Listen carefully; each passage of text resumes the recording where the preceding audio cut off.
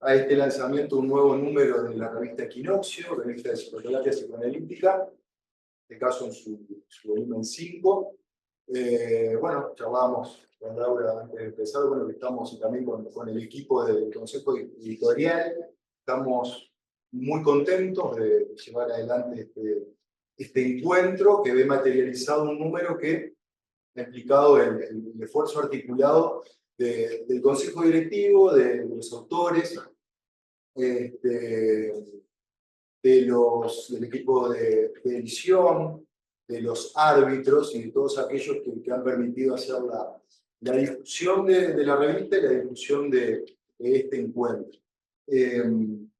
Bueno, es una alegría también constatar que, bueno, en AUDEP seguimos encontrándonos con compañeros en AUDEP y en espacios afines, con compañeros que, bueno, siguen interesados en poder darle dinamismo al pensamiento psicoanalítico, en poder articular lo que ya se ha producido con situaciones actuales que requieren poder integrar las coordenadas históricas propias de aquello que tiene que ver con las actuales formas de subjetivación y de construcción del psiquismo. Y bueno, es una alegría también tener estos espacios de encuentro. Y bueno, tenemos la expectativa de que se siga generando lo que se viene generando también con otros números que a partir de las lecturas que se van haciendo, se van generando otras nuevas, se van generando otras producciones y así también van surgiendo nuevas ediciones de Equinoccio.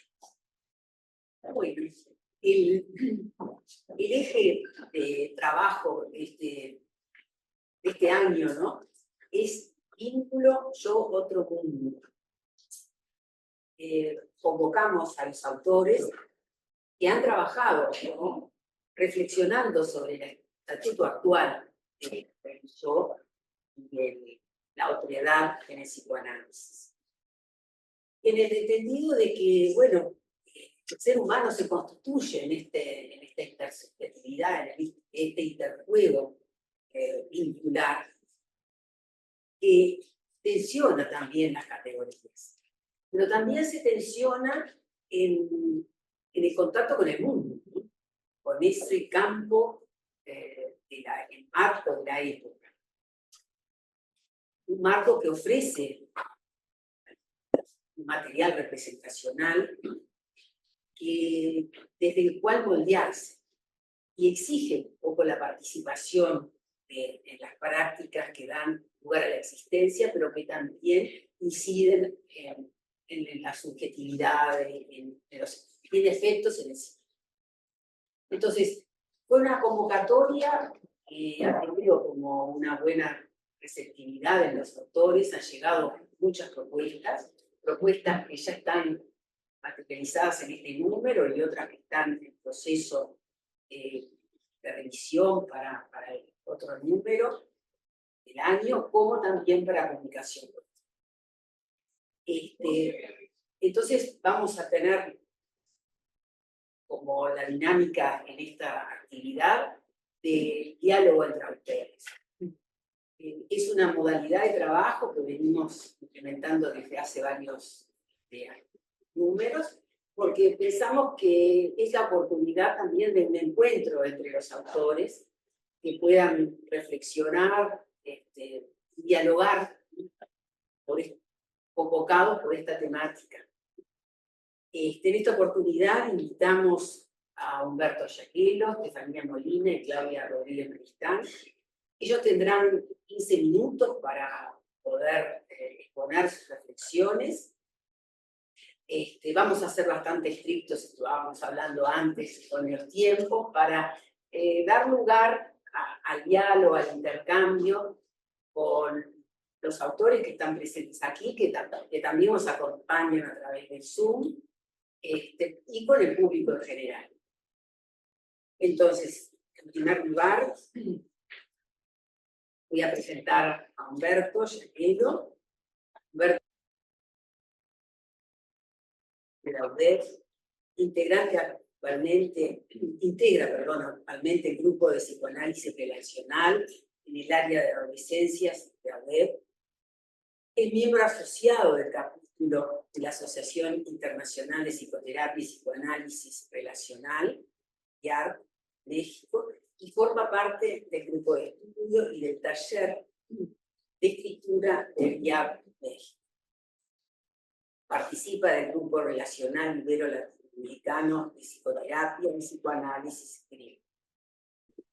Bueno, la modalidad que vamos a tener es comentar nosotros desde la mesa los artículos que han escrito otros compañeros, no aquellos artículos que nosotros mismos hemos aportado al número de la revista. El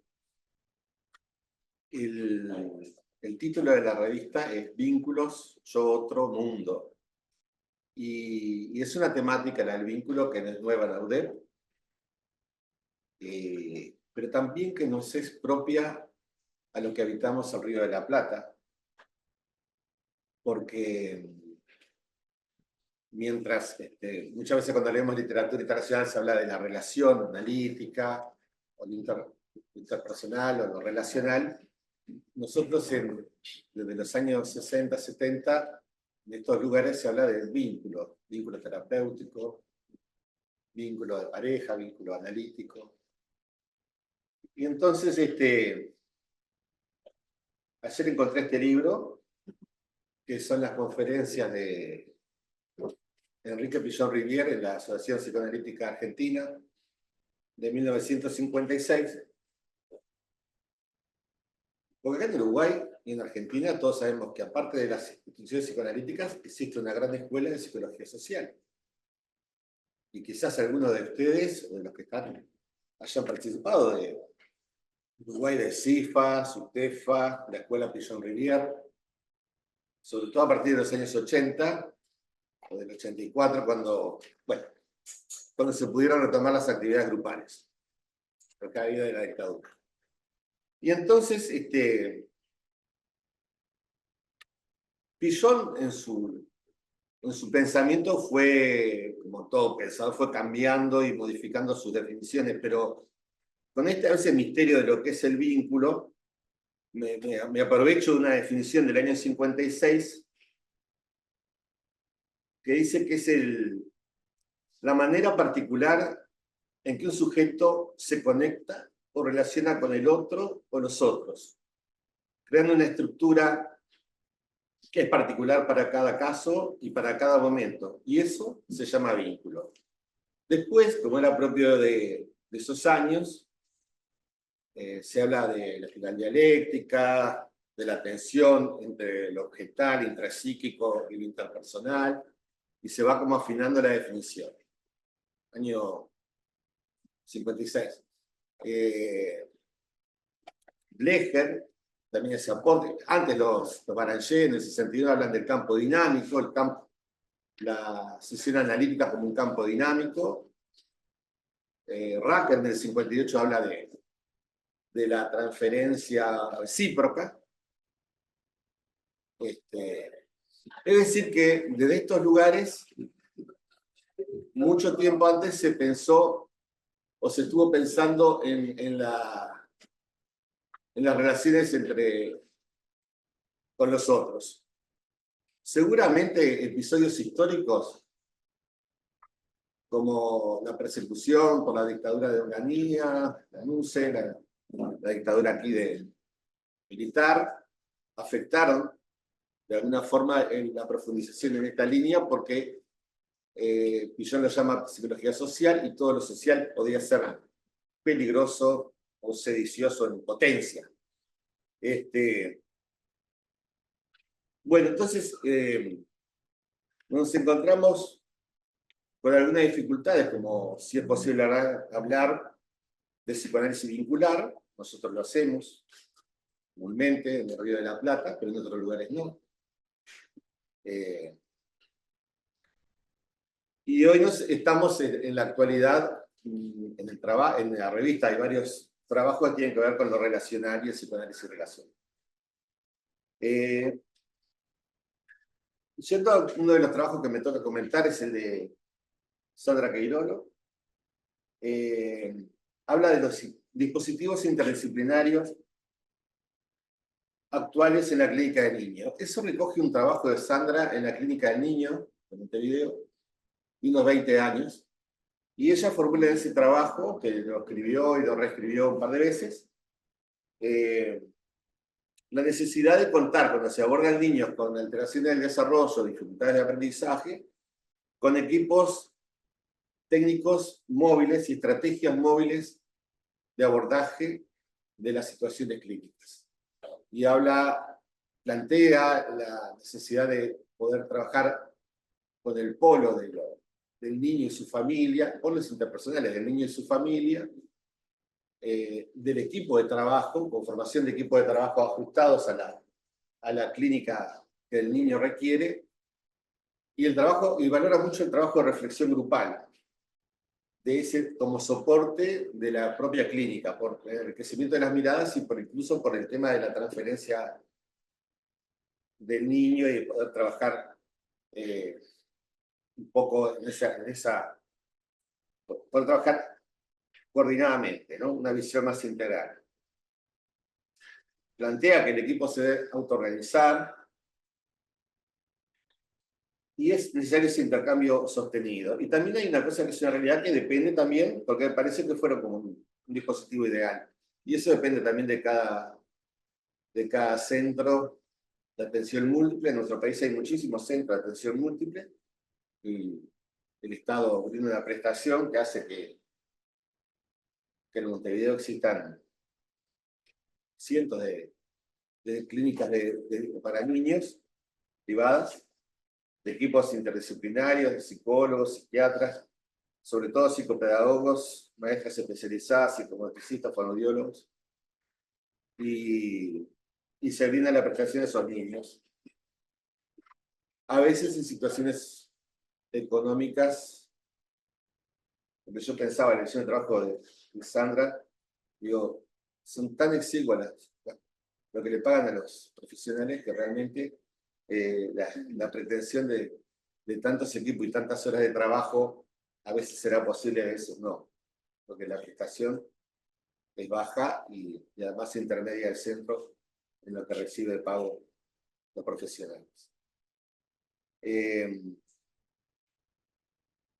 Paso ahora, digo, por una cuestión de tiempo, al trabajo que presentan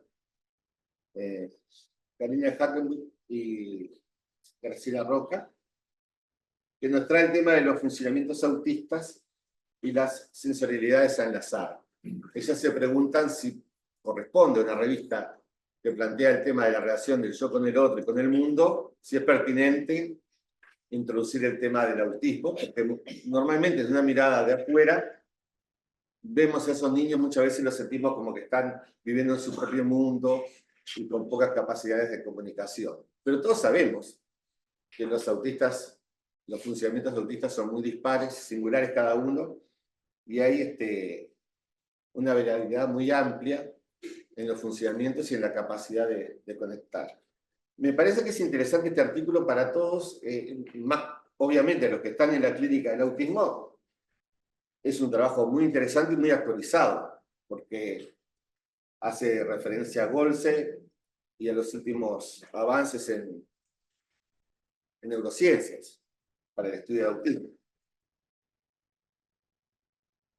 Para todos puede resultar muy interesante la lectura, porque de alguna forma da respuesta a ese enigma de la comunicación de los niños con trastorno del espectro autista, con funcionamiento autista, aún sabiendo que cada uno es singular.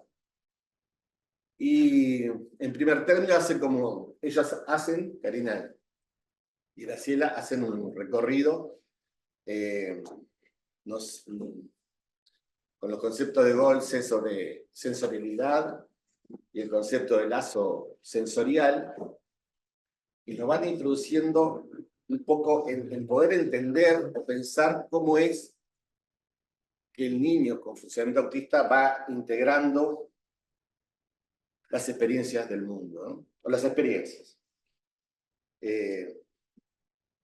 Me parece interesante esto porque nosotros siempre estamos partiendo de la comunicación, del lenguaje, de la interacción, y aquí vamos a la organización de lo sensorial. Y cómo cómo se va logrando en cada caso, cómo los equipamientos neurológicos de los niños son diversos, y eso también hace que en esa integración de la sensorialidad como primer paso para luego, un poquito más organizado, empezar a interaccionar con el entorno, puedan lograr esa organización. Una cosa que es fundamental es la necesidad del niño con funcionamiento autista del otro para lograr un poco pasar de esas sintonías afectivas, esas sensibilidades, lograrlas, hacerlas sincrónicas y luego pasar a una etapa de sensaciones representadas. Y los desencuentros en el relacionamiento se dan particularmente porque hay dificultades para decodificar, para modular y para integrar la información.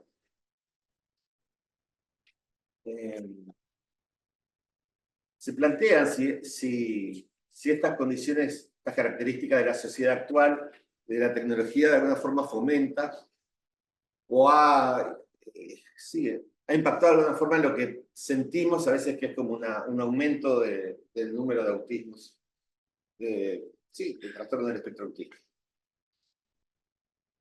Y bueno, se plantean que sí, que desde lo tecnológico, las pantallas, de alguna forma como favorecen esa sensorialidad adhesiva de la imagen, pero a mí me parece que lo más importante que saco de ese aporte, que además es fino para entender, es que, bueno, que cada niño viene con su equipamiento y es recibido en una familia, en un contexto sociocultural específico, y que se juega mucho en lo humano de la crianza, en el cuidador, los padres, la familia ampliada, en la capacidad de red y de sostén que participan en esa crianza, la forma de alguna forma, ayudar al niño a organizar su experiencia y a lograr la comunicación.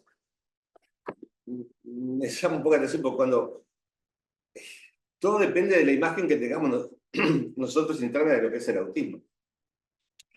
Yo digo estas cosas y de casualidad contacto con chicos, adolescentes autistas que están por entrar a la universidad y que tienen amigos y pueden hablar con su familia de sus características especiales, y entonces, claro, no me parece tan raro esto.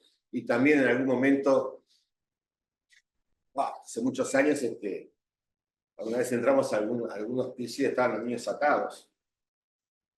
Y entonces, bueno, depende del equipamiento que ellos traigan y también depende del entorno, de lo que podemos favorecer en esa elaboración compleja de las sensorialidades y las representaciones y luego la comunicación. Y por último voy a referir a un trabajo de Ana Barrios, el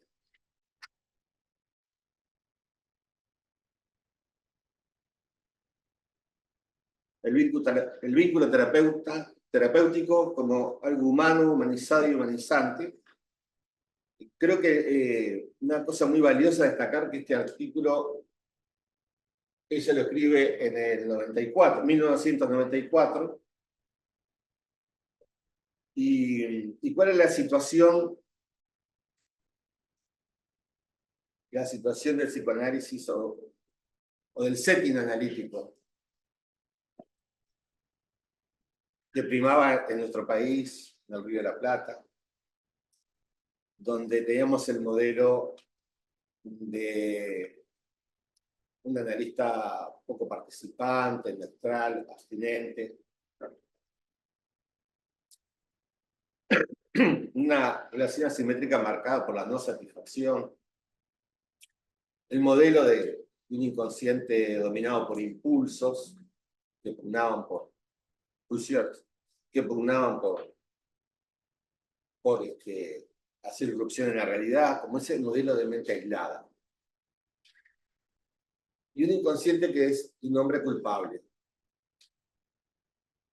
Y entonces eso hacía que en la dinámica de la clínica, el sufrimiento, el malestar se traía a la consulta fuera referido a ¿por qué será que a usted le pasa esto? Una cosa de encapsular en esa mente aislada y en esa, como si fuera culpa o dificultad de la persona que sufre el no poder articular o liberarse de algunas cosas, negando a veces situaciones. Recuerdo una vez que en un grupo de estudio dice, bueno, sobre los honorarios, y tiene que ser, la psicoterapia tiene que costar el 20% de los ingresos de un paciente. No es bastante, ¿no? Esas cosas que se transmiten, porque hay muchas cosas que se transmiten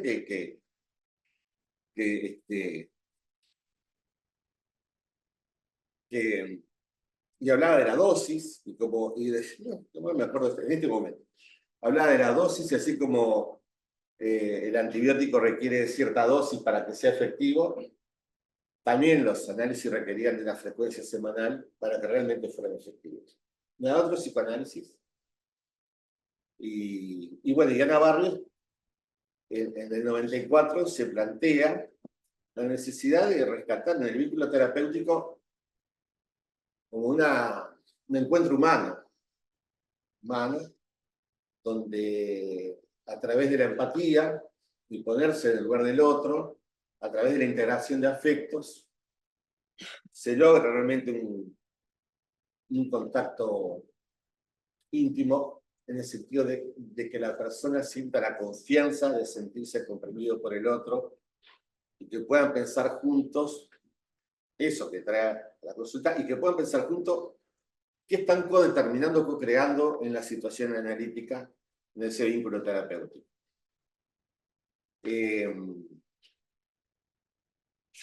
Disculpen que tengo unas cositas sueltas.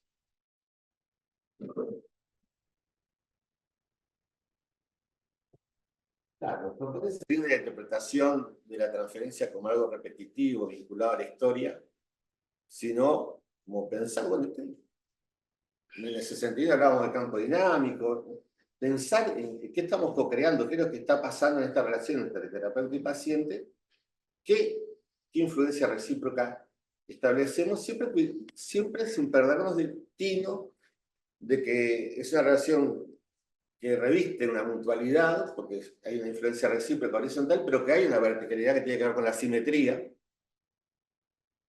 y es que el analista regula ese vínculo y es responsable también de ese destino, ¿no? Podrán co-crear el material, podrán estar implicados mutuamente, pero se reserva al analista esa capacidad que tiene que ver con la simetría de que no es redondeando. Redondeando, dice Martín. Bueno, redondeando ha sido una linda experiencia, también leí los trabajos de las compañeras.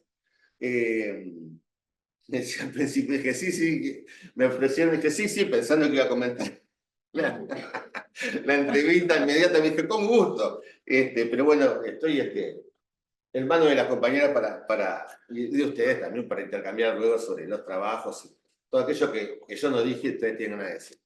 Muchas gracias. Bueno, hay gente que nos está acompañando vía Zoom, también gente que está aquí en la web, pero bueno, hacerles saber también que pueden ir dejando comentarios en caso de que deseen en el chat. Luego, cuando llegue el momento del intercambio, los integraremos a la charla, ¿sí?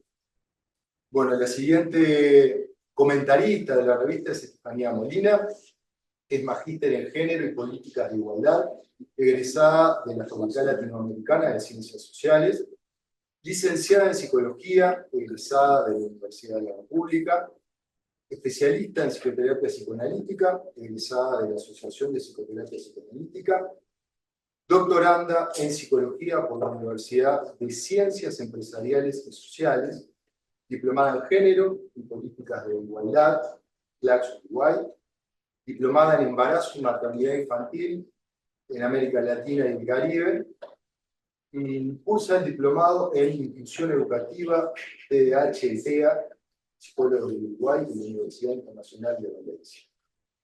Estefanía, le damos la bienvenida y la palabra. Bueno, en primer lugar quiero agradecer a UDEP y al Consejo Editorial de la revista Equinoccio por todo el proceso de trabajo en conjunto y por la invitación específica a participar de esta presentación de la revista, que entiendo que sin duda tiene muy buen nivel académico. No la pude leer toda, pero sí los 3 artículos encomendados, eso seguro. Y es un placer estar acá con compañeras, compañeros, amigas, con docentes también. Y a mí me tocó leer 3 textos que fueron muy nutritivos, el de Claudia Rodríguez, el de Humberto y el de Soledad Acevedo. Y antes de empezar a hacer algunos comentarios particularmente sobre estos textos, me interesa traer algunas ideas preliminares, algunas ideas introductorias. Considero que uno de los aspectos más innovadores de la revista es que no solo abarca la dimensión social y cultural del asunto, sino que también comprende a las problemáticas humanas, sí desde el ámbito psicoanalítico, por supuesto, ¿no? Pero trayendo la dimensión política del asunto, que eso me parece fundamental, sobre todo fundamentalmente novedoso, ¿no? Pensando en mis experiencias en otros tiempos, en la formación en psicoanálisis, hace unos pocos años atrás, creo que hay un viraje bien interesante en ese sentido. Creo que esta dimensión lo que hace es justamente no dejarnos enceguecer, ¿no? Sino que entender y visibilizar las relaciones humanas y subjetivas también como relaciones de poder, esto más en términos Foucaultianos, que en definitiva son también las que interfieren en todas las dinámicas vinculares y en las producciones de subjetividad. Entiendo que politizar nuestras praxis y también nuestras vidas es clave para tomar cierta distancia, creo yo, sobre todo del ámbito moral, hegemónico, dominante, de los a priori, que muchas veces en psicoanálisis creo yo que, bueno, que siguen aún hoy instalados, por suerte ya desde problematizados también, pero estos a priori que nos hacían entender anteriormente, no digo que ahora, ¿no?, al sujeto como una entidad que se situaba por fuera del tiempo, del espacio, de los vínculos con las demás personas, y lo que hacía eso de alguna manera es no dar cuenta de las producciones situadas que se configuran justamente en la base del vínculo con el otro, ¿no? Y que además dependen de diferentes intersecciones, como la edad, la clase social, la etnia, el nivel sociocultural, educativo. Y veo que también esta dimensión política del asunto que trae la revista moviliza nuestros mitos, prejuicios, creencias, y a su vez hemos dejado de medir el éxito terapéutico asociado a que las mujeres, por ejemplo, nuestras pacientes, logren alcanzar la maternidad o su bienestar que implique estar en pareja, ¿no? Con estos preceptos, ideas instaladas fuertemente durante muchas décadas. Es también una manera de dejar de pensar, por ejemplo, la masculinidad como un ya dado, ¿no?, con una evolución aparentemente lineal, para poder observar todas las paradojas que se presentan en la construcción de las subjetividades también masculinas. La dimensión política del asunto entiendo yo que nos permite también pensar en términos más espiralados, en términos de complejidad, viendo la superposición y coexistencias de relatos, de paradigmas, ¿no? En la medida también que existen determinados avances, por ejemplo, en materia de derechos humanos, vemos las crueldades en torno a las ejecuciones de la violencia, la forma que se ejecuta la violencia. Entonces, a veces esto parece un tanto contradictorio, pero implica justamente la complejidad de pensar las causas humanas, ¿no? En la medida que avanzamos parece que retrocedemos. Y no se trata entonces de una historia lineal de avances progresivos, de conquistas irreversibles, sino de producciones subjetivas, humanas, y que la vida humana es un campo también plagado de batallas, ¿no? Un campo minado de batallas múltiples, tires y aflojes. Al decir de Judith Butler, una filósofa, el poder se disputa, y se disputa también en cada relación, en cada instancia, en cada contexto. Nos aleja entonces esta manera, digamos, de pensar en términos lineales y evolutivos.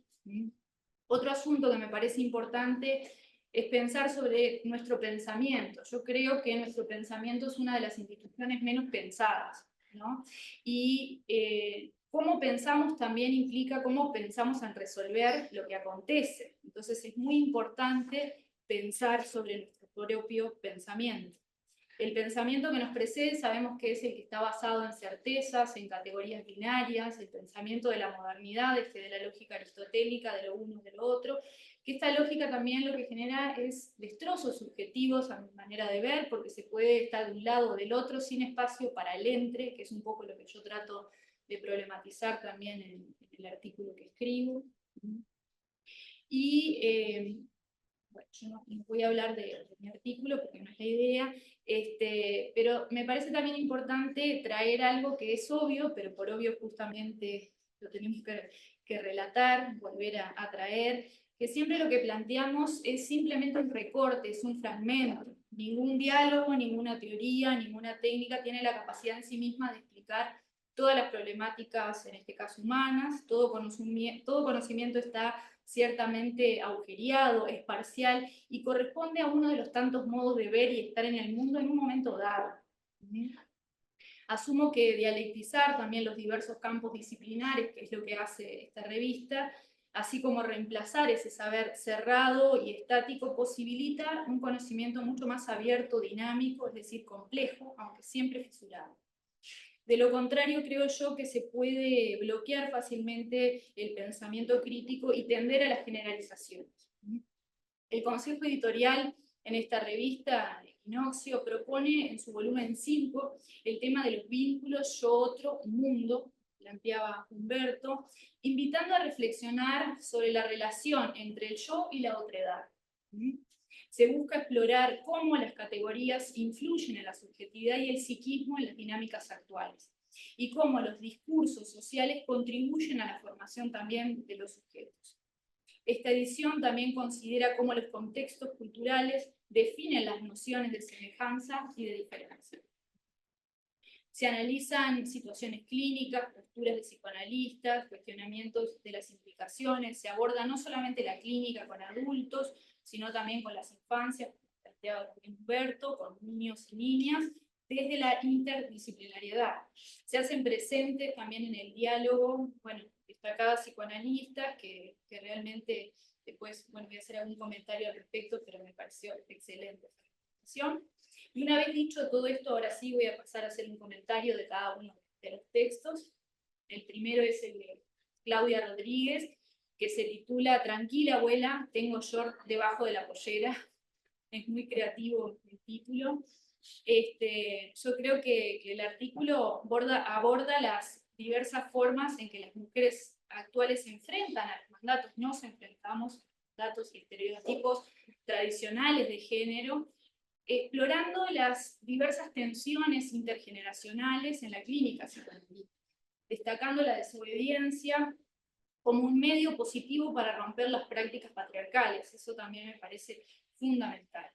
A través de los relatos clínicos se observa el malestar, lo observa la compañera, que esto genera y la búsqueda de reconocimiento y validación por parte de una joven paciente en un entorno familiar y social que a menudo no comprende las nuevas subjetividades y las nuevas identidades, por llamarlo de alguna forma enteras. El artículo enfatiza la importancia de una mirada clínica que acompañe y sostenga la diversidad de experiencias y deseos de las mujeres en la actualidad.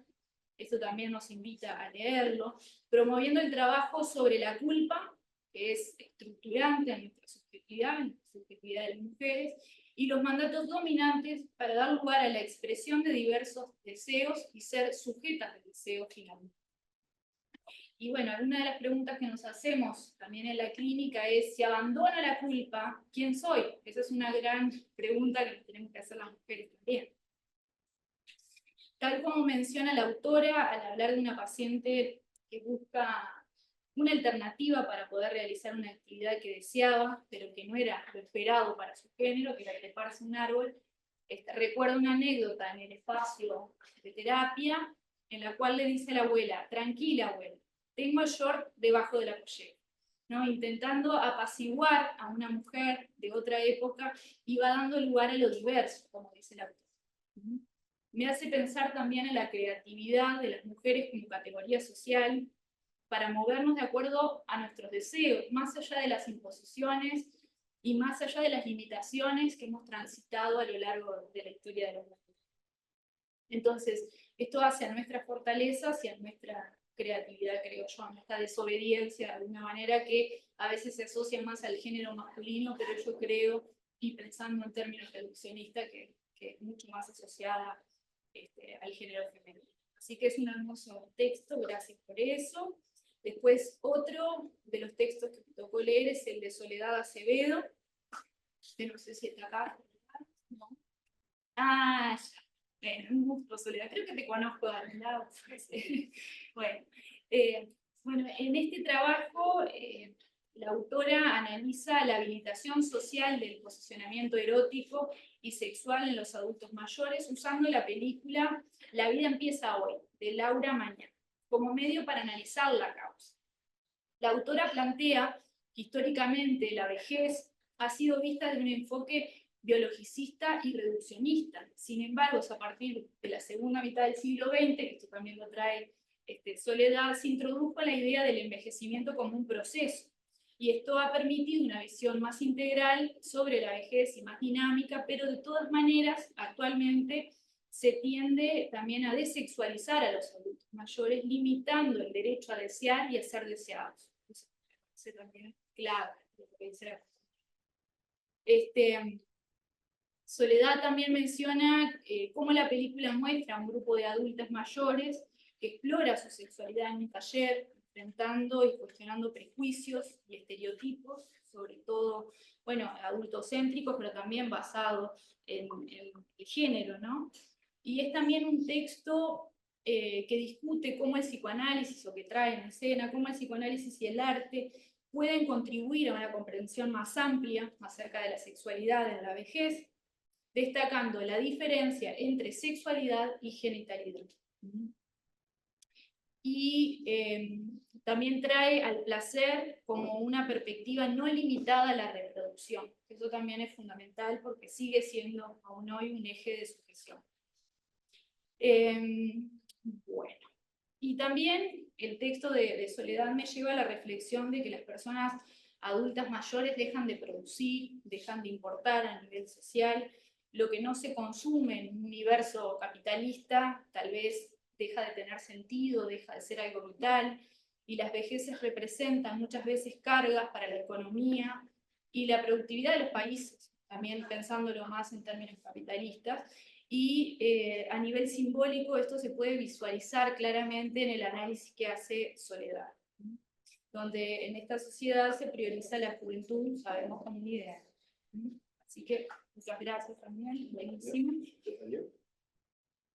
Bueno, espero llegar. Mientras que el último apartado que me tocó leer, que es el de conversaciones, realizado por Humberto, en colaboración con dos psicoanalistas, con Alejandra Plaza y Rosa Velasco, un diálogo súper cálido y ameno, eso sin duda. Allí se exploran los postulados de psicoanálisis relacional, también como una evolución del enfoque clásico freudiano, que integra factores contextuales y ambientales como determinantes en la mente humana, en la construcción de la subjetividad también, en lugar de centrarse exclusivamente en el mundo interno, en lo interno. Algunas ideas y temas, conceptos que me quedaron más resonando son que, bueno, esto de la diferencia de psicoanálisis clásico de Freud, hay corrimiento de psicoanálisis relacional que considera el contexto y las interacciones sociales como cruciales, las nuevas experiencias, emociones en la interacción clínica, permitiendo también un desarrollo continuo, una transformación personal. La sesión terapéutica se plantea como un espacio de hospitalidad y un hogar relacional, me parece hermoso eso, donde se pueden pensar y explorar cuestiones relacionadas con los orígenes tanto personales como con las nuevas experiencias también vitales. La terapia ofrece un lugar seguro donde las emociones pueden ser registradas y procesadas, evitando, por ejemplo, que se cronifiquen. El trabajo terapéutico implica dialogar con estos diferentes estados y reconocer que la vida y las decisiones son responsabilidad también de cada paciente, sobre todo de cada paciente. La empatía es fundamental en el proceso terapéutico, aunque no implica simetría, que es lo que decía Humberto. El terapeuta escucha sin prejuicios, debemos escuchar de esa manera, validando las experiencias y emociones del paciente, y este enfoque lo que hace es permitir que el paciente se sienta reconocido y acompañado en su dolor, facilitando también la integración de esas partes disociadas del ser. Me parece también maravillosa la metáfora del conductor, en el cual el paciente es el conductor de su vida y el analista es el copiloto, ¿no? En el auto mental del paciente hay diferentes personajes, un niño asustado, una figura irritada, una figura incómoda, ¿bien? Y la identidad y la personalidad están en constante desarrollo y maduración. Las experiencias registradas en terapia ayudan a proteger y conectar la mente también con vivencias subjetivas, y no todo se marca desde el origen, y esto me parece fundamental. Y pensar que el otro no es tan distinto a una o a uno también me parece maravilloso, ¿no? A pesar de ser otro. Pensar la clínica desde el psicoanálisis relacional e intersubjetivo nos permite también dar lugar al ente, a lo que acontece, dando margen a las mutaciones y cambios. Se enfatiza la importancia del autocuidado y de la responsabilidad personal en la salud. También se reflexiona sobre la masculinidad e identidad. En el texto, allí sobre todo Humberto menciona cómo la construcción de la masculinidad puede llevar a los hombres a desvincularse de los afectos y de la ternura infantil en un intento por conformarse a las expectativas sociales. Sabemos que la dominación masculina continúa existiendo y permeando las problemáticas sociales, es inteligible, transcurre en el entramado social y político con una modalidad que es histórica, que transversaliza tanto lo macro como lo micro. Y como decía Freud, es importante recordar para no repetir, ¿no? Si los varones como categoría social pueden saber de sus historias, tanto categoría social, son formas también de no evitar tantas crueldades, ni para ellos mismos ni para las otras personas. Y traigo una frase del psicoanalista Gerard Pommier que posa una pregunta muy interesante, es una frase, una pregunta. ¿Quién se atrevería a representar la libertad con rasgos masculinos? ¿No? Se entiende que no es correcto pensar que los varones son víctimas, digamos, del patriarcado, por decirlo así, al menos no en el trabajo clínico. Sí lo podemos pensar como en otros términos más abstractos. Pero de todas maneras tampoco eso significa, ¿no?, que los varones sean libres o habiten ese lugar de libertad que simbólicamente creemos que están, ¿no? Que asociamos al masculino a lo libre, y yo creo claramente en el trabajo con varones que no lo es. Entonces, de la misma manera que nos preguntábamos, bueno, las mujeres, ¿cómo hacemos? ¿Quiénes somos? Si nos liberamos de culpa, ¿quiénes son los varones más allá del ejercicio de violencia? ¿Qué sucede si hacen los duelos necesarios para generar cambios, ¿no? ¿Qué identificaciones, qué recursos tienen de los cuales poder agarrarse? Y ya para ir terminando, el psicoanálisis también nos aporta a visualizar los mecanismos psíquicos que se vislumbran en la masculinidad hegemónica, que parece un concepto abstracto, pero también hace carne, como por ejemplo la proyección, la negación, la disociación, el control omnipotente, que son los mismos mecanismos del sistema patriarcal, ¿no? La responsabilidad está en el otro. Eso lo dice cualquier varón que comete violencia o casi cualquier. Bueno, y algunas consideraciones finales, y ahora sí ya para terminar. Construir espacios como este, por ejemplo, que den lugar a la alteridad y a la otredad es fundamental, tal como propone el psicoanálisis intersubjetivo, dando cuenta de la trascendencia de los lazos sociales en la construcción subjetiva. La importancia también de trascender las ideas cristalizadas que dan lugar a nuevas producciones subjetivas. Trabajar desde la más temprana infancia, tomé como una expresión de deseo, pero creo que pasa por ahí, para establecer lógicas del buen trato y solidaridad, liberarnos de la imposición y el lugar de supuesto saber, recordar la importancia del encuentro, de la presencia, del estar con otros y otras. Pensar nuestras praxis es reflexionar cómo nos vinculamos con los demás, con los y las demás personas en diferentes ámbitos. Ver en qué y con qué reproducimos el padecer y el sufrimiento, porque somos personas, como que habitamos roles. Construir en actos cotidianos, construirnos como sujetos éticos, capaces de sentir el dolor de los demás y no ser indiferentes de ello, ¿no? Dice Silvia Bleichmann. Entonces, me encuentro con una revista absolutamente rica que habla de deseos, de erotismo, de heteronormatividad, de vínculos, de mutualidad, de infancias, de sexualidad, de diversidad. ¿Y qué es lo que nos mueve? Como decía Lacan, el deseo y la libertad. Entonces, más que un derecho, que lo es un ejercicio. Es una praxis a riesgo propio que depende también de las diferentes intersecciones que se presenten, que hacen a determinados privilegios y a determinadas opresiones. Y yo creo que desde acá, de la libertad como un ejercicio, es donde el psicoanálisis tiene mucho por hacer. Y ahora sí, gracias. Que es licenciada en Psicología de la UDELAR, especialista en Psicoterapia Psicoanalítica por el IUPA, magíster en Psicología y Educación por la UDELAR, profesora titular del IUPA en el módulo de niños, e integra el área de género y psicoanálisis en la UDEP y es socia de la UDEP. Bueno, muchas gracias a todos los presentes, a los que están por Zoom también siguiéndonos. Bueno, ¿qué decir después de las presentaciones de los compañeros que, bueno, que han mencionado un montón de aspectos de la revista? Yo voy a redondear quizás otros, que es pensando también, bueno, esta revista, como decía Estefanía, trae muchos conceptos, hace un recorrido muy interesante, invita a pensar y a seguir preguntándonos y cuestionando, leyendo los textos de las autoras y los autores. Me quedan como muchas preguntas y cosas que me gustaría preguntar, o sea que está buenísimo porque no solo invita a pensarnos, sino que genera tal movimiento que este yo otro, ¿no? Este vínculo trasciende incluso a esta revista. Es algo que no es menor.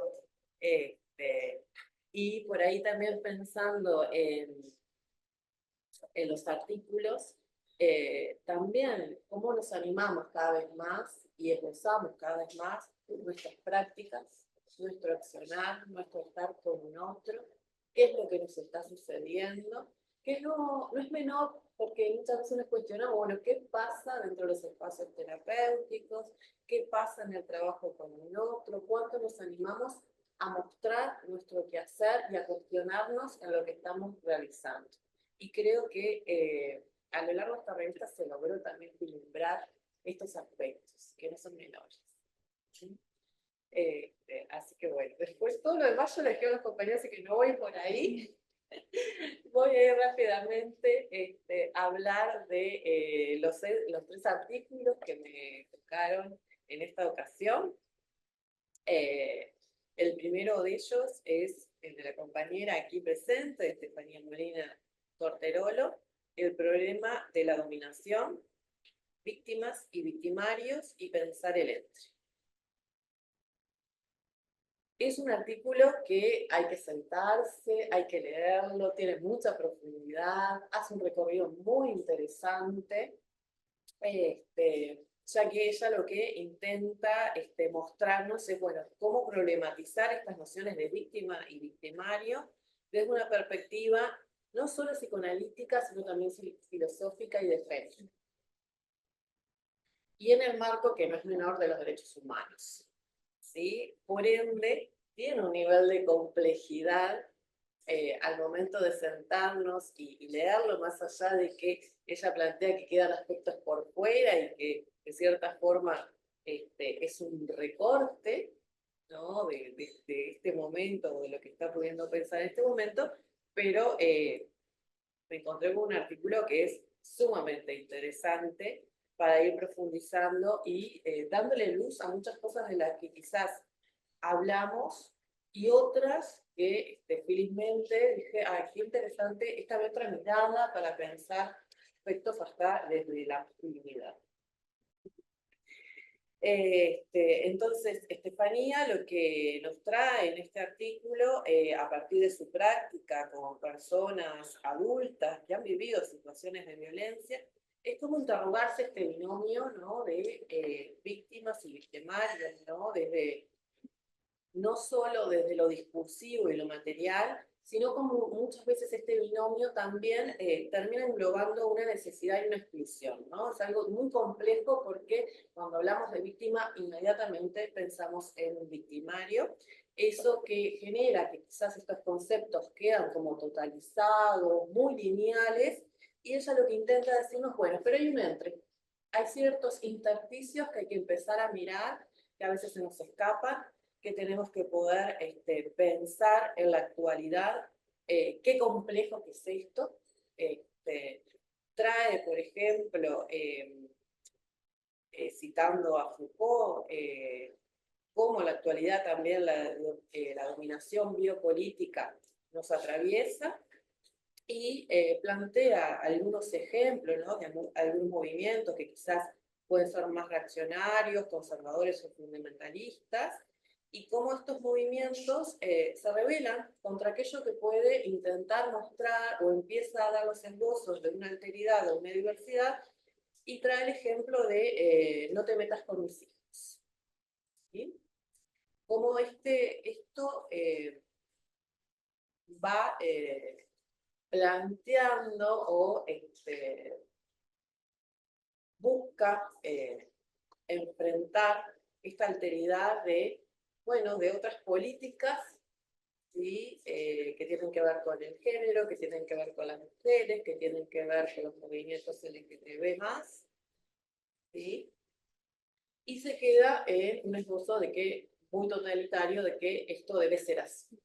Entonces todo lo demás estaría mal, por decirlo de una forma muy resumida, porque su análisis que realiza en torno a esta situación es muy, muy fina y muy agradable también de leer. Asimismo, también trae otros parámetros, como también los modos de desobediencia y de resistencia, también son actos que van generando diferentes resonancias, ¿no?, en las personas, y ella plantea, de la mano de otros autores también, cómo de ciertas formas se intenta generar nuevos movimientos, nuevas posturas, pero a veces esas posturas, esos nuevos movimientos quedan camuflados de situaciones que siguen conservando algo de lo viejo, por decirlo de alguna forma, de ciertas situaciones de dominación que quedan allí, y o ciertas también situaciones de abuso de poder, en donde lo que se plantea Estefanía junto con otros autores es, bueno, preguntémosles a estas personas cuando plantean ciertos discursos, ¿qué sienten realmente a partir de ese discurso que nos traen? ¿Sí? Bien. De la mano de esto también plantea que, bueno, que los diferentes modos de dominación y los diferentes modos de poder, bueno, no es algo aislado de el contexto, de la cultura, desde incluso los primeros momentos de vida en donde hay un otro que también va a incidir, ¿sí?, desde el nacimiento, y desde también la postura que vaya marcando en la identidad. ¿Sí? Por ende, también podemos decir que estos lugares de víctima y victimario se van construyendo. ¿Sí? Ahora bien, no solamente plantea esto, sino también, bueno, el lugar que va teniendo la masculinidad en la historia y en los tiempos actuales, y también el lugar de las mujeres y los diferentes movimientos, para que se reconozcan otros aspectos de sus sentires, de sus deseos en la actualidad.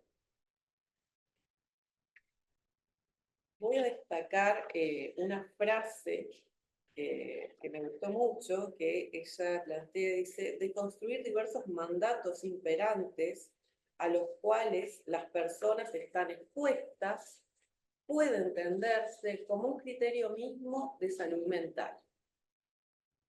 Y me quedaba con esta frase, ¿no?, porque no siempre es algo tan simple de trabajar con un otro, quizás lo podemos ir comprendiendo desde la teoría, y bueno, cómo nos vamos acercando, como nos plantea Estefanía, a la complejidad de esos de cómo se fueron construyendo, de cómo se fue construyendo estos lugares, para arribar a entender qué mandatos, ¿sí?, sostienen esa forma de ser, de hacer y de estar con otros, con otras, con otros también. Bueno, y como para ir redondeando, ¿no? algo que de destacar es que Estefanía plantea que la violencia no necesariamente siempre está motivada por las diferencias, sino que a veces también puede estar motivada por un exceso de mismidad. Me pareció algo muy rico para pensar, ¿no? Porque uno siempre piensa, bueno, es la diferencia lo que marca estos enfrentamientos, pero sino también, bueno, ¿qué pasa con este exceso de mismidad? ¿Qué pasa cuando el otro es el que me molesta porque no necesito a un otro, o siento que no lo necesito, ¿no? ¿Cómo aparece lo ajeno? ¿Cómo se puede entender lo ajeno desde este lugar? ¿Sí? Y bueno, es muy rico ir leyendo este texto e ir comprendiendo ese entre muy fino que nos va planteando esta autora, de cómo construir ese entre para entender estos lugares, ¿sí? Y para entender que también, como nos plantea ella, en qué contexto, qué momento sociohistórico nos encontramos, qué atravesamientos han tenido estas personas para ocupar ciertos lugares y que hoy ese rol puede ser de víctima o victimario, pero que quizás estas mismas personas en otro contexto y con otras personas pasan a ocupar el otro rol a la inversa, ¿sí? Y cierra en sus reflexiones de, bueno, ¿cómo escuchamos? ¿Cómo escuchamos para no seguir revictimizando? ¿Cómo escuchamos para trabajar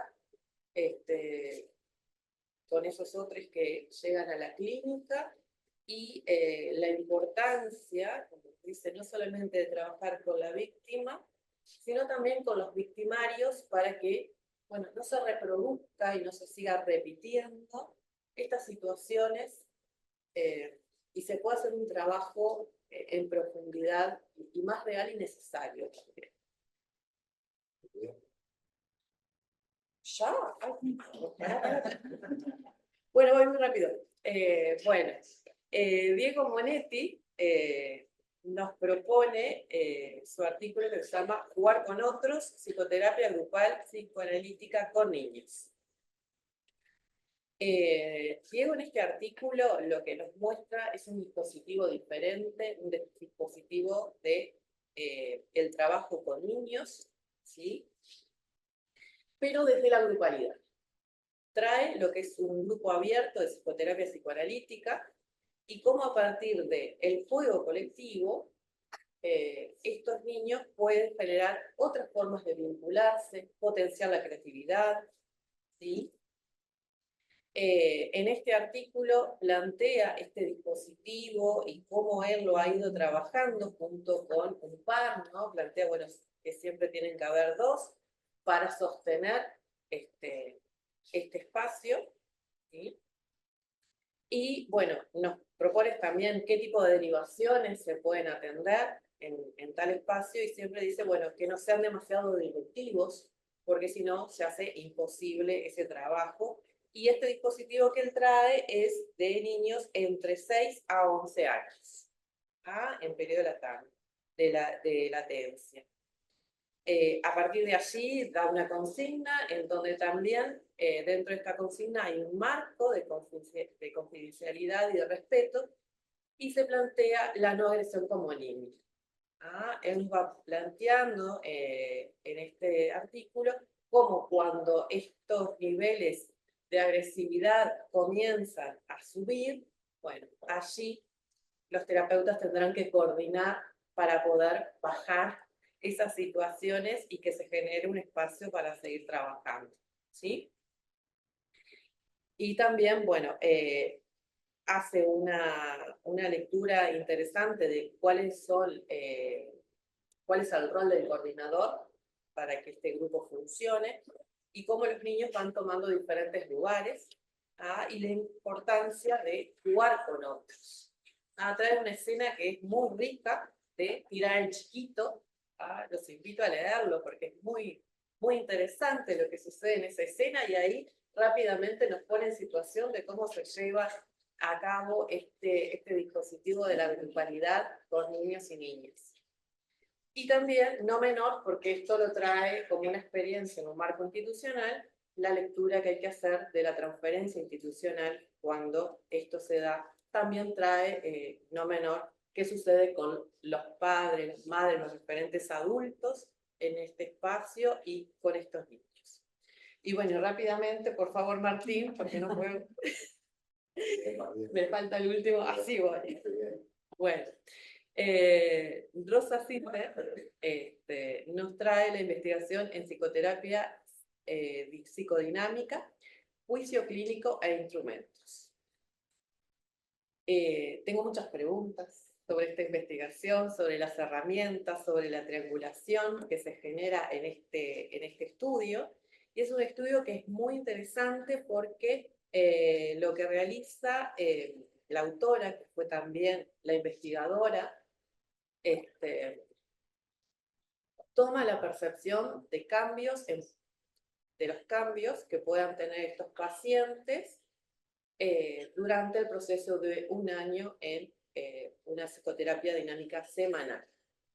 Pero no solamente va a tomar la voz de los pacientes, sino de los terapeutas y de un familiar que sea significativo para estos pacientes. ¿Ah?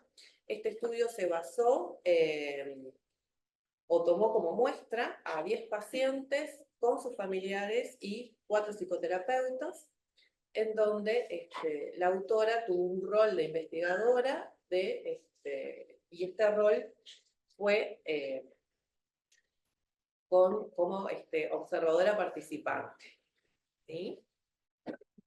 Ahora, tiene aspectos muy, muy interesantes para ir deteniéndonos, porque lo que busca este estudio es ver si se producen o no cambios estructurales o cambios psíquicos durante este año. ¿Ah? Para eso lo que va a utilizar son algunas herramientas que me parece que está muy bueno entender que hay algunas herramientas para medir, además de medición, ¿sí? De algunas baterías de test, y el cuestionario autoadministrado de preguntas cerradas y entrevista semiestructurada, que es realizado por la autora, y también la metodología de, bueno, lo que tiene que ver con la metáfora, o sea, las metáforas cargadas de afectos que van a propiciarnos los terapeutas. ¿Sí? En base a esta triangularización de estos elementos, es que se logra ir estableciendo si se producen o no esos cambios. Rescata la metáfora y las expresiones cargadas de afectos como un elemento muy importante para comprender estos cambios. ¿Sí? Esto va de la mano de lo que nos puedan aportar los psicoterapeutas. Y de lo que sucede para poder entender qué sucede en los procesos inconscientes, en el proceso interpretativo y en la comunicación entre el paciente y el analista. Nos propone 8 categorías fundamentales para entender estos cambios en el tratamiento psicodinámico, que van de la mano del cambio en el entusiasmo y disfrute de la vida, el cambio en la confianza en sí mismo, el cambio en la autoestima, el cambio en la forma de percibir y conceptualizar el problema que lo llevó a consultar, el cambio en el padecimiento mental, cambio vinculado con la interacción terapéutica, el cambio en las relaciones interpersonales y cambios en la confianza en los demás. Los 4 primeros están relacionados consigo mismo, con esos cambios que percibe el paciente de sí mismo, y los demás en relación con otros. Bueno, como para ir redondeando los resultados que se obtienen a partir de esta triangularización, atribuyen también que los instrumentos, junto de la mano del juicio clínico, que es algo que la autora nos plantea que es un método que utilizamos habitualmente los psicoterapeutas, y las expresiones cargadas de afecto, que van otorgando significado a estos cambios, esto nos va a ir permitiendo interpretar al observador, ¿no?, cómo toma su significado en cada contexto.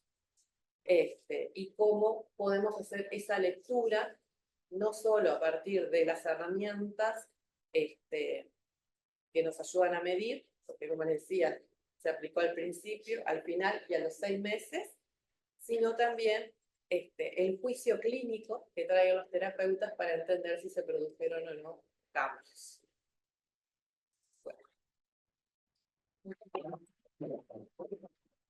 Claudia decía que tiene preguntas que se pueden instalar ahora a partir de la apertura también del diálogo, porque hay varios autores aquí presentes. Antes de habilitar ese intercambio, mencionar también que la revista cuenta con un espacio de reseñas bibliográficas, ¿sí?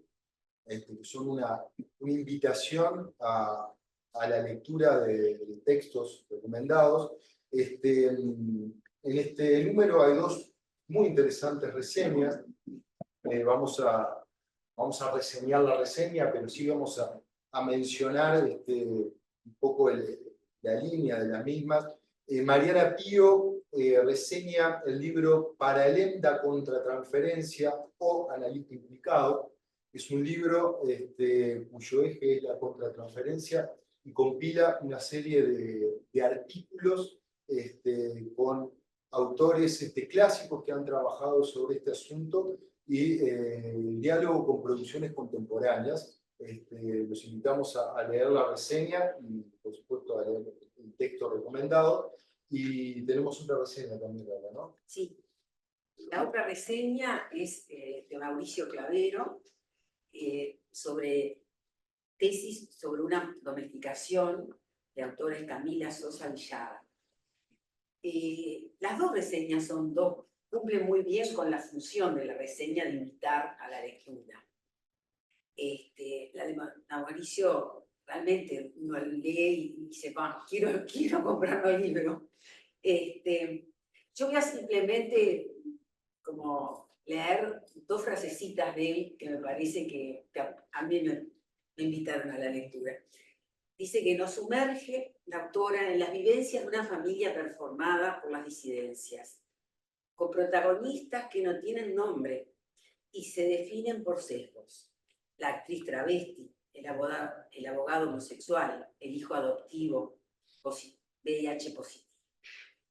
Este libro, dice después, postula un profundo y sutil análisis del dispositivo familiar, formato que la autora intenta desarmar, pero en forma paralela lo reproduce, desplegando así la multiplicidad del significante domesticación propuesto en el título. Bueno, queríamos dar una breve mención a las reseñas, que es esta sección importante dentro de la revista. Y bueno, ya abrimos al intercambio. Comentarles que, bueno, por Zoom han saludado las sesiones y también el lanzamiento de este número. Por no perderme acá, estaban saludando desde Chile. Cintia Casán saluda desde Chile, me manda un abrazo. También Alejandra Plaza y dice Rosa Velasco: mi gratitud por el trabajo realizado, mis felicitaciones por el grupo y celebro con todos el número 5 de la revista. Nos escribe desde Barcelona, nos comenta que va a hacer difusión por allá del texto. Y bueno, ya el propio comentario de la revista va entretejiendo un diálogo, pero tal vez hayan elementos que ustedes quieran mencionar de lo que han dicho uno u otro, y por supuesto también, capaz que los presentes desean hacer algún comentario, preguntas, etc. Quería la palabra y empezamos a charlar. Quería comentar algo que omití, y es que cuando hice el comentario del trabajo de Ana Barrios, al final hay una adenda que escribe Vilma Belzarena, que es muy valiosa, porque nos da como una lectura actual, como un refresh desde el psicoanálisis relacional de esto que venía trabajando Ana desde el año 94. Y me parece que es corta, y que es muy valiosa y suma, y porque como que armoniza aún más las ideas de Ana.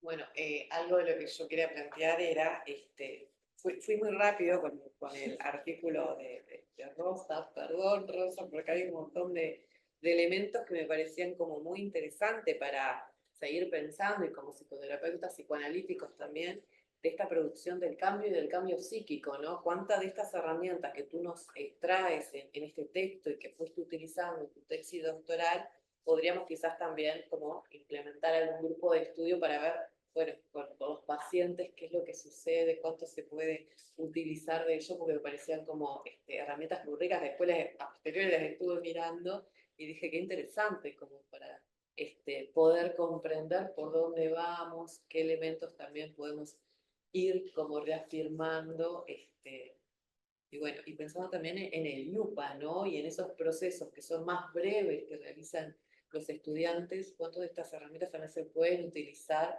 para ver la efectividad, ¿no? de ese año y medio de psicoterapia psicoanalítica. Bueno, ya que aludieron a esa teoría, pues,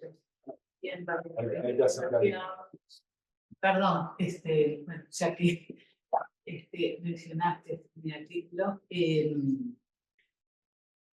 bueno, en primer lugar, me parece, felicito a la comisión y a todos los compañeros, los demás autores, y la idea de hacer esto de una revista que tiene que ver con la formación, la asistencia y la investigación, que ya de por sí me parece que son lazos y puentes importantísimos, además para lo que es el psicoanálisis actual y la investigación actual.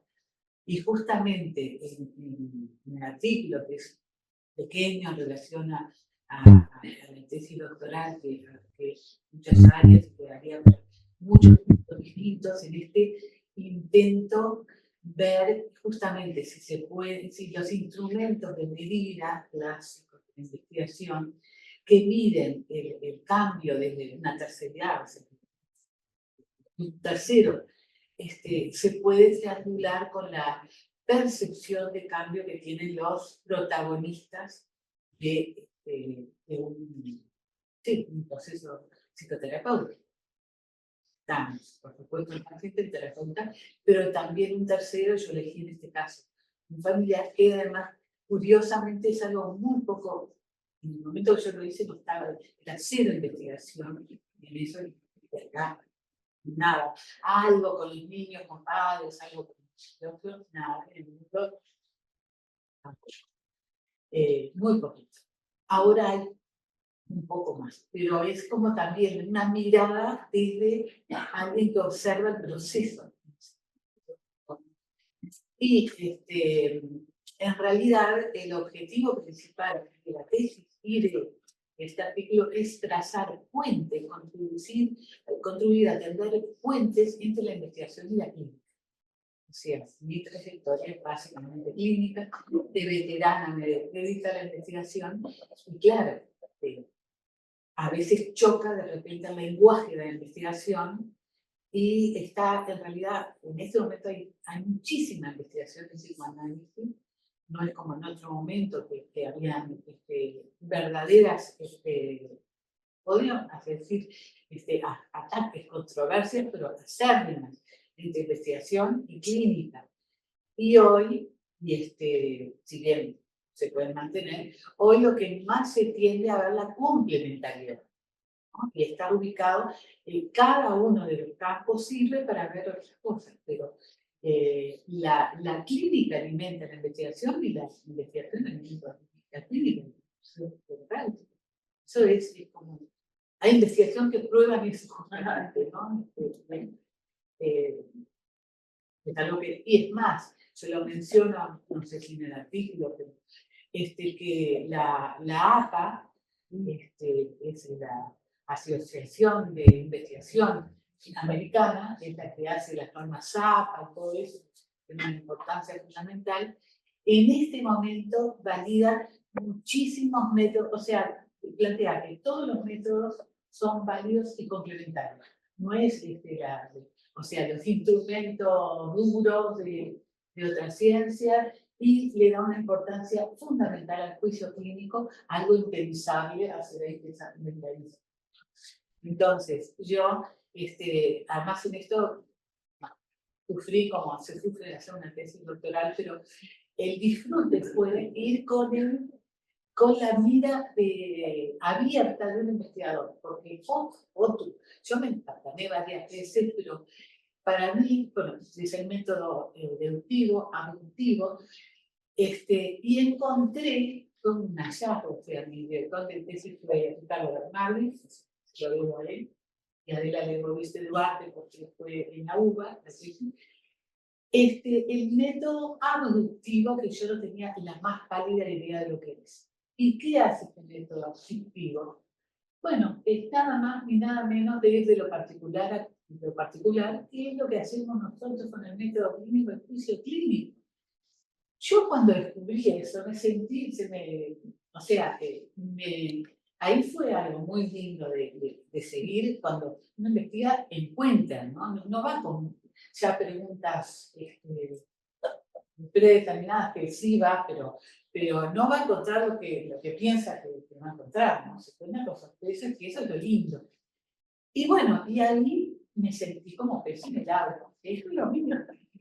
Volvimos desde la investigación al juicio clínico, y bueno, y ahí cobraron para mí una importancia fundamental las metáforas, las expresiones cargadas de afecto, que es lo que nos encontramos todos los días en la clínica. Entonces, eso para mí fue lo que me permitió seguir avanzando y ver la importancia que tienen utilizar métodos sistematizados que dan una visión, bueno, que está limitado a eso, pero que se complementa con otra mirada desde la clínica. Y entonces ahí, por ejemplo, digo, no voy a tratar de ser breve, que me cuesta mucho, pero voy a tratar. Yo comparaba lo que hacía uno u otro, hacía ver si había patrones comunes, partía con esa idea preconcebida de que los pacientes lo que quieren es mejorar, suprimir el síntoma. Los terapeutas quieren ir al fondo de la cuestión, quieren ver las causas y ir a las causas. Y los familiares, en realidad, lo que quieren es que los pacientes, sus familiares, los molesten lo menos posible. Es una cuestión relacional. Bueno, esto que yo partí, no solo con prejuicios, sino por leía, vi de todo, absolutamente de todo, absolutamente. Desde el esposo de una señora que decía que la señora estaba peor, porque antes todo lo que él decía estaba bien y ella veía, pero resulta que ahora quería hacer cosas por sí misma, pensaba y fertilizaba la operación. Digo cosas muy gruesas, así todos los niveles. Y bueno, y por supuesto que más allá de todas las definiciones que nosotros tenemos de cambio psíquico, asintomático, el cambio en realidad se compone de todo eso y mucho más. Cada uno responde desde la idea de cambio. O sea, la respuesta es desde su propio subjetivo. O sea, que no podemos hacer patrones común, no encontré un patrón común. Digo, todos decían que sí cambiaron, pero cuando iba a averiguar más, ahí se venían las cosas que eran así, grandes, sí, aspectos para pensar. Y está, ahí sí uno se divierte, siente, descubre. Y bueno, y solo un ejemplo para decir,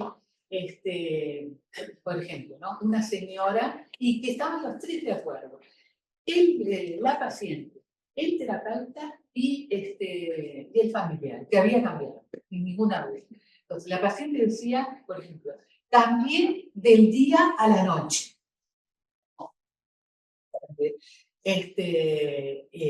Bueno, nosotros no importa, pero es una ventaja, cambié del día a la noche.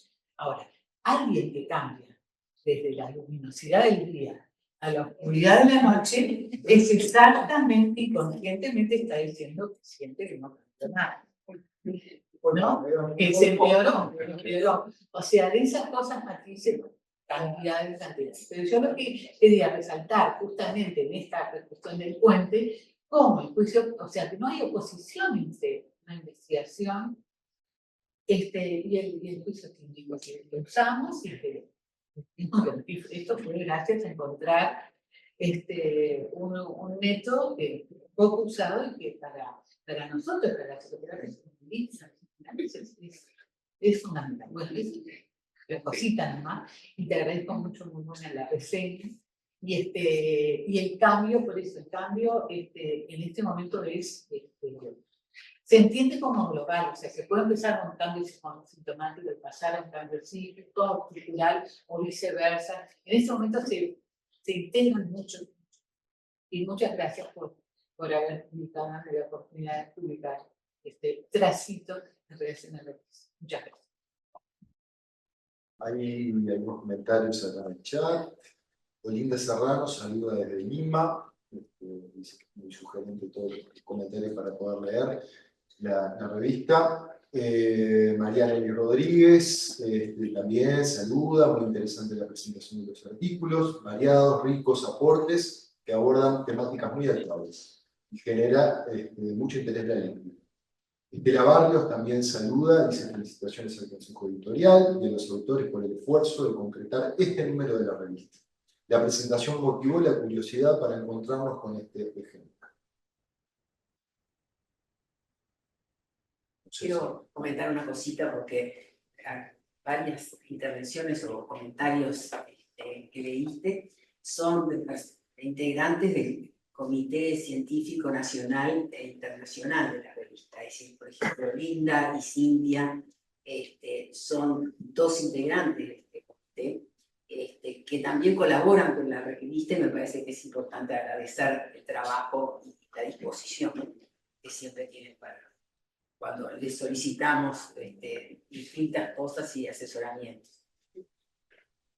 No, primero quería agradecer a todos que les hacen posible la revista, que siempre es una muy buena oportunidad y súper rica, y hacer un par de reflexiones también que surgieron un poco leyéndola.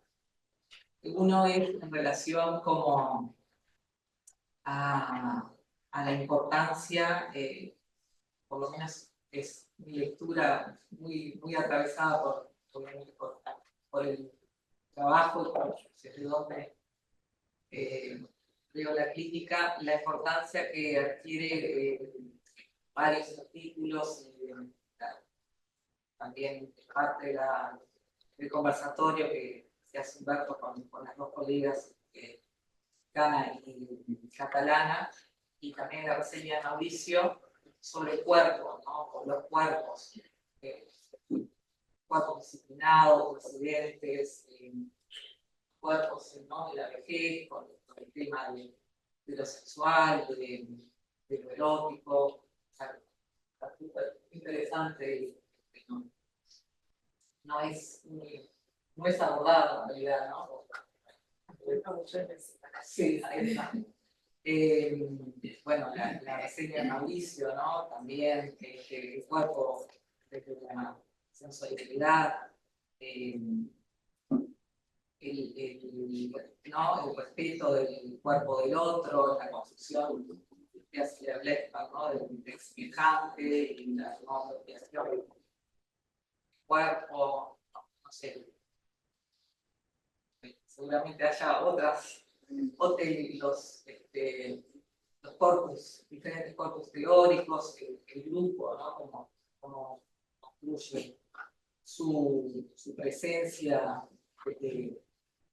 algunos autores como desde la piel, ¿no? Esa clínica de incontinencias, ahí. Y después lo otro que celebro mucho, justamente que haya un artículo sobre. ¿Tienes video como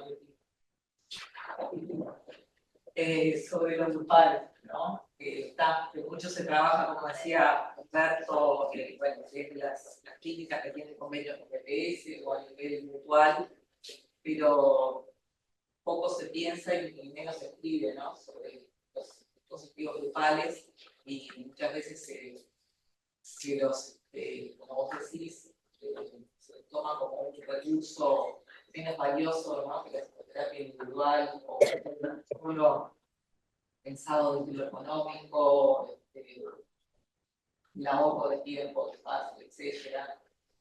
Muchas veces no se construye exactamente, ¿no?, cuáles son los, para quiénes es beneficioso, cómo generar grupos. También es un recurso muy valioso.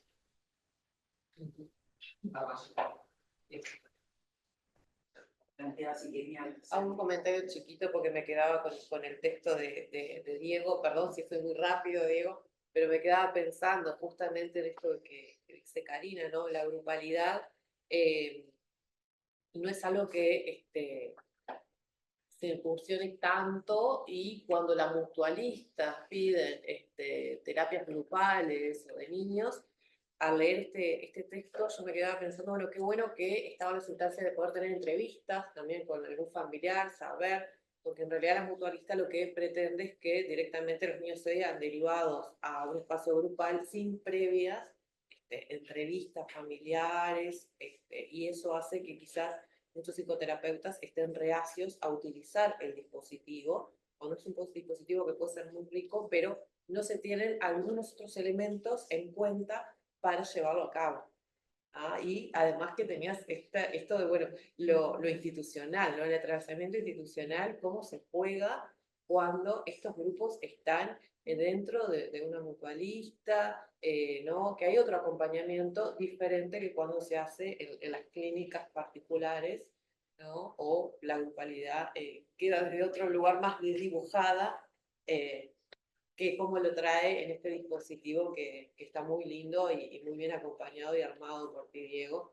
Y bueno, me imagino el otro co-coordinador o co-coordinadora que estaría contigo. Bueno, antes que nada, felicitar a la mesa por el trabajo que se tomó y agradecer a UDEP y a la Comisión de Publicaciones por el trabajo que les he dado, y les agradezco profundamente porque la verdad que me ayudaron mucho, y especialmente a Vilma Benzarena, que fue la que me incitó a publicar este artículo, porque yo la verdad que no sabía que existía el psicoanálisis relacional. Cuando ella me lo nombró y empecé a leer, yo dije, yo hace más de 30 años que siento así, pienso así y actúo así. Y el otro día me encontré con una frase preciosa de Carl Jung que dice, que se une mucho con lo que tú decías, Rosa: conozca todas las teorías, domine todas las técnicas, pero al tocar un alma humana, sea apenas otra alma humana. Y eso es lo que quería sentir y mi actuar. Y respecto a esto que ella decía de los instrumentos nuevos que uno ha ido adquiriendo en este momento, para mí hay uno especial que hace más de 10 años que utilizo, que realmente, siempre digo, esto es casi como mágico, porque es una sabiduría milenaria como es el enneagrama, que viene de Oriente, de Occidente, y que hace muchos años que lo utilizan la psicología, las neurociencias, la educación, el psicoanálisis, y a través de un solo test, digamos, de unas preguntas de autoconocimiento, uno tiene la imagen exacta de la persona, cómo es en todos sus ámbitos de su vida, cómo piensa, cómo siente, cómo son sus vínculos. A mí me impacta, lo utilizo mucho en la terapia como algo introductorio, que después seguimos trabajando, pero realmente cómo un solo instrumento tiene la capacidad, con total objetividad, de mostrar a la persona tal cual es, su sentir, su pensar, su actuar, y al mismo tiempo no solamente conocemos a la persona, sino al aplicárselo, por ejemplo, a la esposa, a la familia y a los hijos. Muchas veces los pacientes dicen, pero escúchame, vos lo conocés más que yo. Le digo, no, es lo que ellos mismos me dijeron de ellos. Es como cuando uno va al médico y se lleva todos los análisis en las paraclínicas y los médicos miran y dicen, tiene tal cosa, tiene tal otra, tiene esto, tiene aquello. Bueno, esto es exactamente igual, pero en el área de lo humano, que es una maravilla cómo se ve realmente cómo es esa persona, como en profundidad total y absoluta. Yo siempre digo que es respecto, bueno, yo hace 43 años que ejerzo la profesión, pero es como adelantar 200 y 500 casilleros, porque ya tenemos una herramienta que nos da un conocimiento de cómo es el otro, de cómo se ve el otro, de cómo siente él y todo su ámbito familiar, están invitados a hacer. Es algo muy sencillo de hacer, pero la verdad que yo personalmente nunca vi un instrumento que diera tantos elementos sobre el alma humana de la otra persona y que permitieran trabajar, no solamente sobre cómo es la persona, sino va indicando como los caminos a seguir para que la persona pueda sacar la mejor versión de sí misma. Helen Palmer, que viene del psicoanálisis, ha trabajado muchísimo en esta línea y ha aportado mucho, y realmente es algo que a mí, que bueno, que soy muy veterana en esto, no termina de maravillarme todo el adelanto que implica para nosotros, en nuestro quehacer terapéutico, poder contar con esa información, con poseer esos instrumentos. Por eso quiero resaltar que sí, obviamente, lo pensaba en el 94, antes del 94 lo sigo pensando ahora, lo que más me importa es el alma humana, el ser humano es un sufrimiento, pero aplaudo todos estos nuevos instrumentos que nos puedan ayudar a ser cada vez más humanos y a entender cada vez más nuestro quehacer para ayudarnos al otro. Era eso nomás, gracias. Pues buenos días aquí en México, creo que es buenas tardes para ustedes. Y muchas gracias por la invitación a Humberto, a UDEP.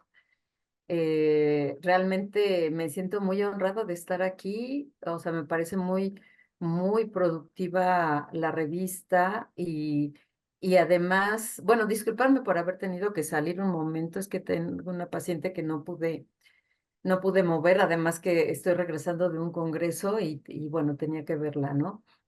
Pero, pero aquí estoy de regreso y sobre todo también para decirles que este dispositivo que han desarrollado de la entrevista me parece muy creativo, o sea, de esta entrevista que se realiza a través de un diálogo y que después se puede transcribir.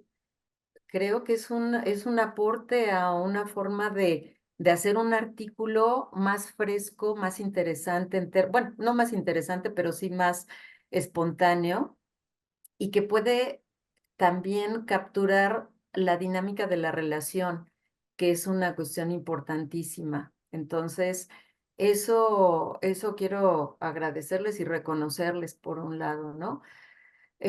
Por otro lado, también es esto que he escuchado el día de hoy me parece muy enriquecedor en el sentido de que llamémoslo vínculo, como decía Humberto, hablando de Pichon Rivière, y bueno, de la línea que se ha desarrollado también del psicoanálisis vincular, o llamémoslo psicoanálisis relacional, como nosotros lo podamos nombrar, pero creo que hemos llegado a esta dimensión precisamente de la consideración del otro como alguien diferente, y eso es algo que nos ha abierto la oportunidad de un trabajo clínico muy enriquecedor y muy precisamente de reconocer cómo se da la subjetivación a través de la relación con el otro, que nos implica una serie de modificaciones importantísimas a la clínica. Tal vez